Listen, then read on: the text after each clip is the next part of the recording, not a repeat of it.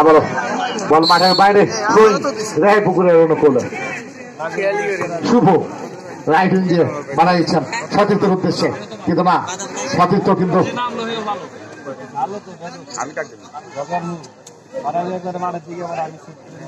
আক্রমণের যাওয়ার চেষ্টা, সেই অনেক ঘুষ বাড়িয়েছেন, তার ঠিক লাইনে ফেলেছেন, কিন্তু সতীর্থ না থাকায় সেখানে মনি একাই কিন্তু ক্লিয়ার করে দিলেন।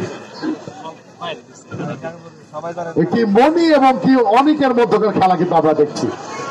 লক্ষ্যবস্তু পাস বাড়িয়েছেন রেহাই পুকুরিয়া,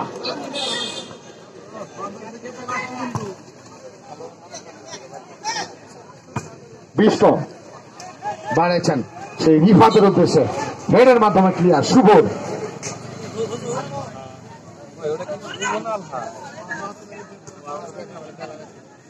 রিফাত থেকে ও মাই গড ফাউল, এবং কি রেফারি তার পকেট থেকে কার্ডটি বের করতে কিন্তু দেবীর জন্য একটু সময় কালক্ষেপণ করলেন না।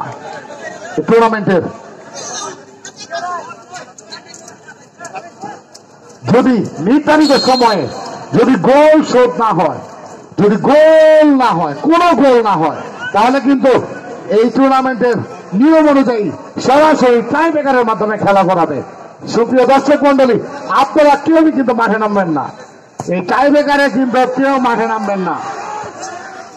আমাদের টুর্নামেন্টের সকল এই ভলেন্টিয়ার বৃন্দ তারা কিন্তু খুবই শক্তপুক্ত অবস্থায় রয়েছে। যদি আপনারা মাঠে নেমে যান, আপনাদেরকে কিন্তু আবার স্থানে আবার ফিরে যেতে হবে। অনুগ্রহপূর্বক কেউ মাঠে নামবেন না। থ্রোয়িং শুভ বানিয়েছেন 12 নম্বর জার্সিধারী ফুটবলারের উদ্দেশ্যে, সেখান থেকে দল ভালো একটি সুযোগ ছিল, কিন্তু না, সেখানে রয়েছেন বিশ্বস্ত সেই মিলন কাসেম মনি আছে, কিন্তু তারকার মেলা বসেছে কিন্তু এই